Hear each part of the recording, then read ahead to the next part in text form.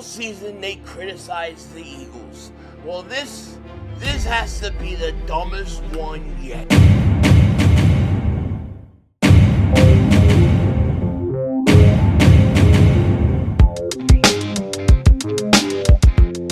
Dallas still stinks. Yo, but the way to kick things back here. So you know what? When it comes to Saquon Barkley, I think in a lot of ways he has been the forgotten man this year because a lot of people have kind of written him off. They look at last year and they say, well, he just had a 2,000-yard season the year before, and then he came back and he fell off. You can tell he is pretty much done. It is over for Saquon Barkley. And that's how a lot of people look at it. But the truth of the matter is this. The reasons the Eagles struggled, especially in the run game, were not Saquon Barkley. Now, I'm not saying he didn't have some accountability for what happened. Of course he did. But he didn't look slow. He didn't look tired. He didn't look worn out. He looked pretty explosive, but there was just nothing there. His offensive line was beat to hell. And I think that played a lot of I think that played a huge factor, not to mention that predictability of when a defense knows when and where you're going to run, and they get the advantage. And that's what happened. But now we're seeing people take shots at Saquon Barkley in the most ridiculous of ways. And I hope each and every one of you guys enjoyed the 4th of July. I took a few days off. But camp is in a few weeks, and we've got to start gearing things back up. Now, we're going to slowly do that because, let's face it, it is kind of dead. But I think it's been like, I was going to do a live stream today, and I was like, I might as well put a video out because I realized I hadn't done a video in like over 2 weeks. I have been doing all live streams, and I'm like, we better get into it because right now the algorithm's going to hate me when it comes to videos. But, however, I want to talk about this because ESPN, they had their little ranking by positions, right? So you get the execs, coaches, scouts, rank the top NFL positions, and they're doing running backs, right? And this was a story done by Jeremy Fowler, and so they listed the top running backs, and they had Bijan Robinson ranked number 1. Now I'm going to tell you, I don't have a problem where they put Saquon Barkley. If you want to base it off of last year, I don't have a problem with that. It's what one of the scouts said that is so ridiculous, okay? But Bijan Robinson, he was ranked the top running back in the NFL. Last year he was ranked 4. Now he's ranked 1. I mean, look, Bijan Robinson is a stud, 24 years old. I think his best days are ahead of him, and it doesn't surprise me. Jamar Gibbs, he was ranked number 2. My only thing with Gibbs is how much do they often use Gibbs? Will we see them use Gibbs more and more in Detroit? But look, he's probably the most explosive running back in football. There's no question about it. So they have Bijan 1, Gibbs 2, and then they got Saquon Barkley 3. I actually don't have a problem with that ranking because look, Barkley had an off year. The whole offensive line had an off year. The offense, but here's what they said about Barkley, right? His highest ranking was 1, I guess. Even though they say highest ranking 2, but it's really 1. His last year's ranking was 1, and this is what they said about Barkley. Barkley proved how great he could be with a 2,000-yard season in 24 behind Philly's elite offensive line, resulting in last year's number 1 ranking. But the Eagles' line 2025 was subpar by its standards. Barkley still produced with 1,180 yards, but big gains were far less frequent. His 4 runs of 20-plus yards were 13 fewer than previous year. His rushing yards over expected as charted by NFL Next Gen Stats went from second in the NFL to 24 last season. Many voters did not knock him too harshly for that. Somebody said, I'm not going to penalize him for a terrible all-around offense last year, a high-ranking personnel official with an NFL team said. He is still a 3-down weapon, and if I needed a running back for 1 season, I'm still taking him 1. But here's where where it gets crazy because the high-ranking officials is this, and this is a ridiculous statement. My only criticism is that he doesn't always produce when things aren't completely clean, an NFL coordinator said. This is dating back to the Giants tends to need things perfectly set up for him. What does that even mean? Explain that to me. He needs what? He needs an offensive line that's functional, that can block. He needs that. That to me, that's what you're saying. Everything has to be perfect, or he doesn't produce. I think that's such bullcrap. And if you're knocking him and you're holding him down because of that, I think it's crazy. No running back last year. I don't care who you were. You weren't going to do anything with the Eagles and that offensive line last year. And that is the key. The offensive line for the Eagles was the reason why, my number one reason why the offense wasn't good. The second reason was that the coaching staff was not good either. And they did not know how to deal with everything not being perfect.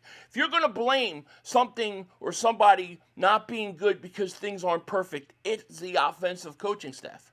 It was Kevin Patullo. Because once they couldn't run the ball because of injury, he had no answers.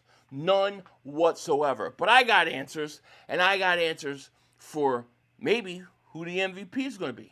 Prize Picks is America's #1 sportsbook app. It's the best place to win cash while watching sports. The app is really easy to use. All you have to do is pick more or less a player, get your lineup ready, then boom, you're locked in. And it's legal in almost all 50 states, including California, Florida, and Texas. And not only can you do players and pick players, they now offer team plays. And one of the things that I really like right now is I like the pick for MVP. That's right, MVP. Who's going to win it? With A.J. Brown getting traded and Jalen Hurts getting so much negative talk this year, I think it's going to motivate Jalen Hurts. I think he's going to be ready for a big year. That's why I'm taking Jalen Hurts to win MVP this year. That's my pick. I'm locking it in. If you like that or you want to do something similar, all you have to do is download the app, use code HMA, play your first $5 entry, and you'll get $50 instantly in lineups. That's $50 instantly in lineups on a $5 entry. Just use promo code HMA. Link is in the description. Shout out to Prize Picks. Shout out to Prize Picks for sponsoring today's video. I think that this whole criticism of Barkley, I mean, it's not really a big deal, but it's a weak complaint, and it's a weak thing to hit on him. Because to me, you can say that about any running back in the league. Okay, if things aren't great for Jahmyr Gibbs, is he going to struggle? Bijan Robinson going to struggle if they have a horrible offensive line?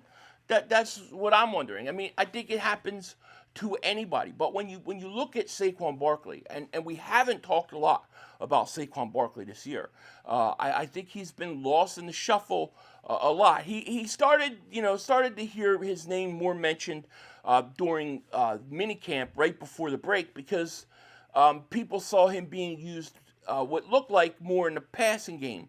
And I think you're going to see more of Barkley in the passing game. But Saquon Barkley, I think he was just as explosive, maybe not as explosive. I'll take that back because I thought one of the things, if you were actually going to criticize Barkley on something, I think you might have been able to criticize him on being a little heavy. I thought he came in a little heavier than he came the first year with the Eagles. And I understand it. If you guys remember, he had 2,000 yards, over 2,000 yards, the playoff run, the Super Bowl, and then he didn't really work out a whole bunch. He said one of his plans was because he had a ton of carries in 24 that he wasn't going to do a lot in the offseason and he was going to focus on just resting. Well, I think he came in a little bit heavier. And if you want to say that maybe some of that top end burst wasn't there, maybe you could argue it. I don't think it was that bad, but I did think he was a little heavy. And if you look at him now, and you look at him at mini camps and during the spring, Barkley looks about 15 to 20 pounds lighter. It may be like 5 to 10 pounds, but he looks significantly thinner. So I think Barkley is set up for a monster year. And if this offensive line, and that's the key. We can talk about this, we can talk about that, but the key to this team is it's the offensive line.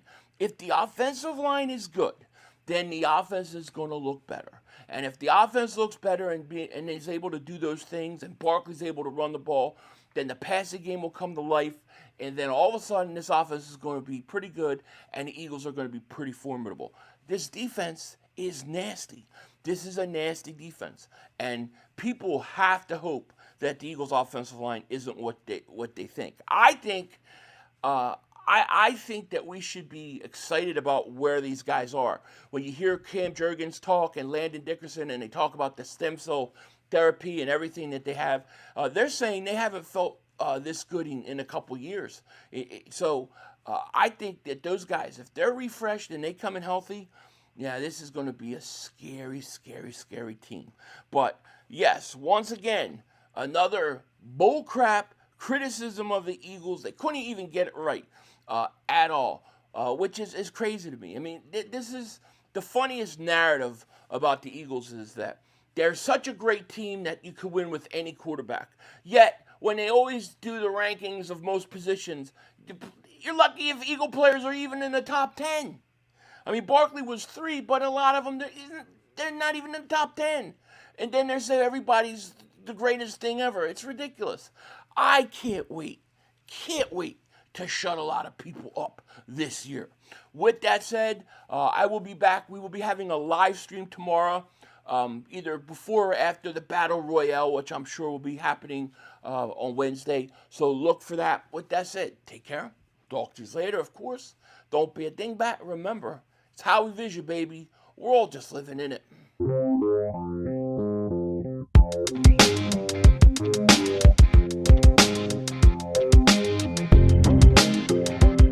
So I'm starting to trying to get back into wrestling, seeing if I could even like it, right?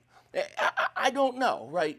But I watched a little bit, then I was like, boring, didn't watch it. But I'm like, all right, no, I got to try to commit to it, to actually watching long enough. So I'm watching everything that takes place, and I'm about 2 weeks into not missing anything. And I gotta tell you, I thought about doing a wrestling channel. What would it be like for somebody straight out of a time machine from 2000 era, 1998 era to come and watch wrestling today? Could they get into it? I thought about doing a channel, and I went and I looked at some other channels. I think I'd be the most hated man on YouTube. I would, because the amount of love and flamigation of some of the stuff that goes on in wrestling is insane. And I think I might be the most hated man that ever did a video on wrestling. I might just have to do it. Denzel Washington out. That's all, folks. The brother screwed us.